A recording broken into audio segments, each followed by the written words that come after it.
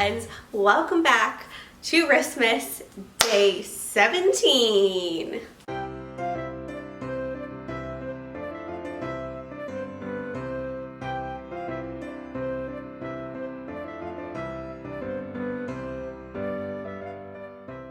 Today is going to be a super holly jolly day because we're involving food in today's video. Most importantly, cheese and dried meats and chocolate. So that means we're talking holiday charcuterie boards.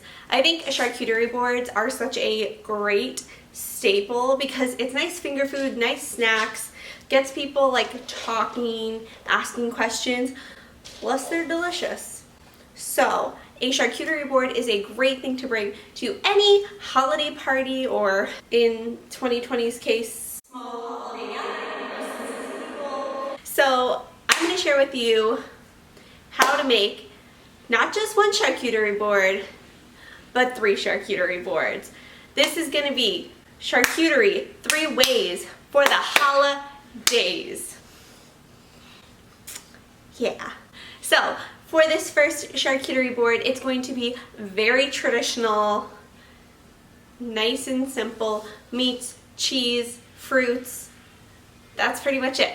So let's go ahead and jump into that charcuterie board and let's get to snacking away.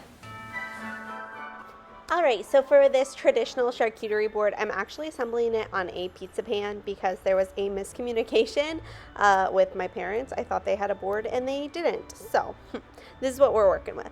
So my first thing that I like to do when I'm assembling a charcuterie board are my cheeses. So here I'm taking some brie, I'm taking some mozzarella, some smoked Gouda, I take an Irish cream infused cheese, and goat cheese and white cheddar later on. And what I like to do with all of these cheeses is I like to make sure I have like hard cheeses, soft cheeses. I like really distinct flavors and more mild flavors. You really want to vary the textures and the taste of all the cheeses. And you're also going to want to vary how you actually present these on the board. So like you'll see like some of them are in slices, some of them like I have big chunks, some of them I cut into really tiny little like cubes, some are slices. The more difference and variance in your board, the more interesting it is and the prettier it comes out at the end.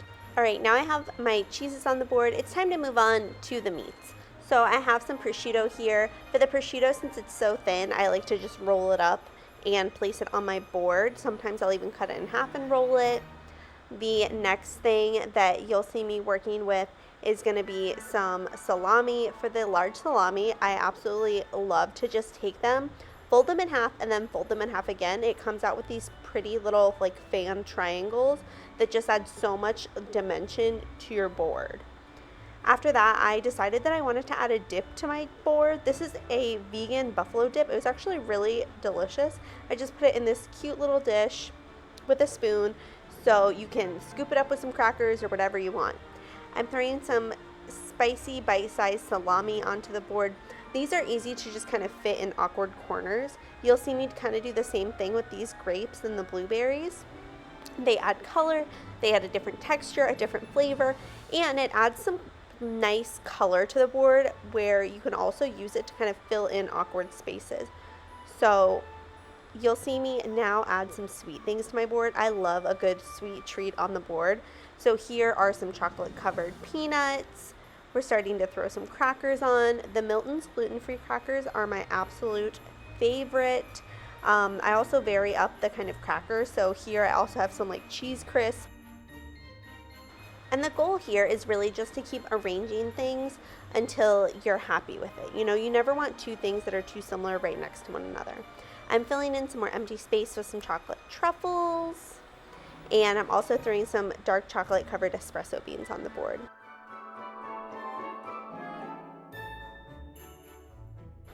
Alright, and this is what our completed board came out looking like. You know, it's just a beautiful mix of cheese and meat and some fruits and nuts, and it's got crunchy things and soft things, and I really am just so pleased with this board.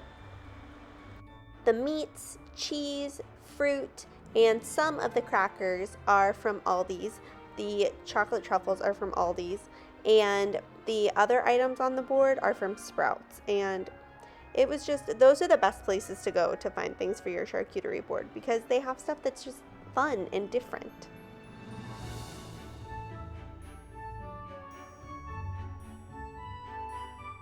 This next charcuterie board is going to be a holiday desserts inspired charcuterie board. So it's going to be all of those sweet little desserts. This charcuterie board is perfect for like movie night, watching Elf, maybe throw it in the car when you drive around and look at Christmas lights. So enjoy this super sweet, super simple, diabetic filled charcuterie sweets board. Y'all, this was such a fun board to make. So everything on this board, all the sweets, all the treats, and the tray or board itself are all from Walmart. I pretty much just hit up their like candy stocking stuffers section and found all of these goodies. So of course we're gonna put candy canes. Been really into popcorn lately. These are some chocolate covered reindeer game circus cookies. We have some mini wreaths over by the candy canes, and this one was just about pops of colors, lots of whites and greens and reds. You see I aligned some Hershey Kisses around the popcorn. I'm throwing some of these peppermint bark bars inside a little ramekin on there, and I'm putting some dark chocolate covered espresso beans on the board. We're throwing some marshmallows in there just for an added piece of fun. Next, I'm just going to take some seasonal Oreo flavors, hot cocoa and maple cream, and I'm just going to position those on the board however I think they look pretty. And you'll see, you know, with these boards, it's all about like finding the balance, like what's going to look the best. Play with it until you like it. So we threw some Andes mints on there, some chocolate covered peanuts. Now we're going to put some craisins on there because, you know, might as well have one fruit on the board, am I right? Make it a little smidgen healthy. The last thing I'm doing is I'm taking some Twizzlers and folding them in half and finishing my board off that way.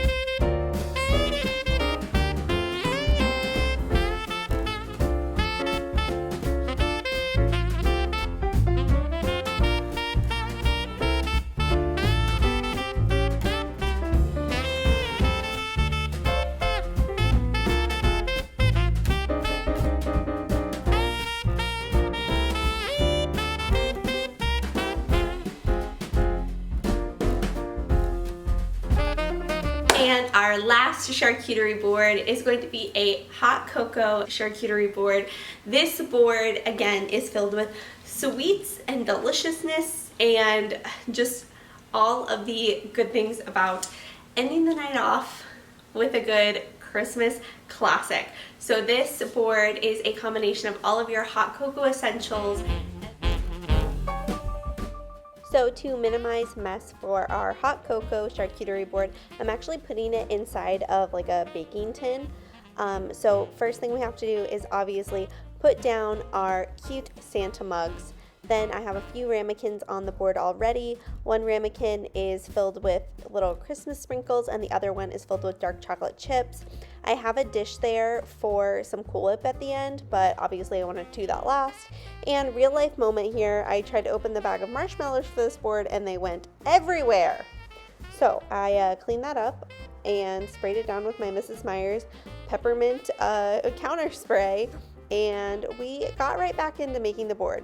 So we're just going to take some marshmallows and arrange them all over the board. I feel like this is the most crucial element to hot chocolate, so we put a lot of marshmallows on this board. Next thing we're going to put on this board is a vanilla like syrup, and then I'm going to arrange some cinnamon sticks on here. Cinnamon is actually super delicious in hot chocolate. And then I'm putting some more sprinkles down. We have some white chocolate chips. And then we're going to put another ramekin down, and this ramekin we're actually going to fill with some sea salt to kind of top off the whipped cream on top of your hot chocolate. Obviously, for the holiday time, we have to have some candy canes on the board. I took some of this candy cane Hershey's chocolate, broke that up and put up a couple pieces on the board in case you want to make your hot cocoa super pepperminty and holly jolly. From here, it's time to make a little space in the back of the board for some of the most important elements, which would be the toppings. So you see that little flask that I just put on there? It's actually filled with peppermint mocha creamer. I just thought that would be super delicious. I put that in my hot chocolate all the time. I just thought it looked cute in this flask because it's like sparkly like snow. I threw a maple vanilla whipped cream at the back of the board, and I'm filling my little Cool Whip dish with some Cool Whip. And then I actually take just a regular whipped cream and I throw it back there as well. And there you go. You have a super impressive looking hot cocoa bar. This is great for kids because it, you know, they can customize things how they want. It's great for a movie night if you wanted. Or this would even be something super fun just for like Christmas morning to be opening presents and customizing your own hot cocoa.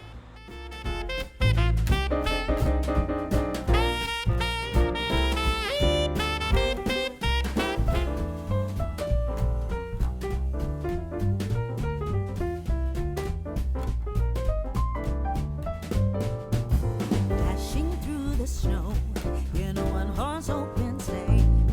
O'er the fields we go, laughing all the way. Bells on bobtail ring, making spirits bright.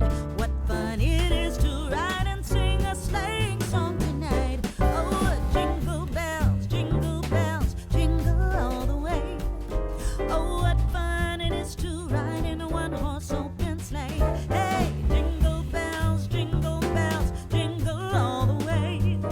Oh, what fun it is to ride in a one-horse open sleigh. A day or two ago, I thought I'd take a ride, and soon Miss Fanny Bright was seated by my side. The horse was lean and lame, misfortune seemed his lot. He got into a drifted bank and then we got upset. Oh, jingle bells, jingle all the way. Oh, what fun it is to ride in a one-horse open. Charcuterie boards seem super intimidating, but they're really pretty simple, and honestly it's just like pairing different things together, so it's pretty fun. It's kind of like you're painting the food on the board, you know, kind of makes sense. But charcuterie boards are just simple, they're fun, and it's really nice because charcuterie boards don't have to be like super expensive. I mean, I know you go out to eat and you order a charcuterie board, Like $26 and it's like this big. that's not big enough.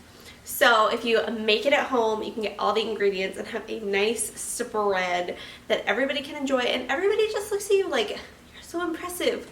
One, because you are, but two, because you made a charcuterie board and it looks tough for your next holiday party or just for a night at home to enjoy some holiday festivities. Try to make your own charcuterie board. Let me know how it goes. I'm sure it's going to be beautiful. And I hope you enjoyed. I will see you guys tomorrow for RISSMAS Day 18. Stay positive. Stay holly jolly. I will see you tomorrow.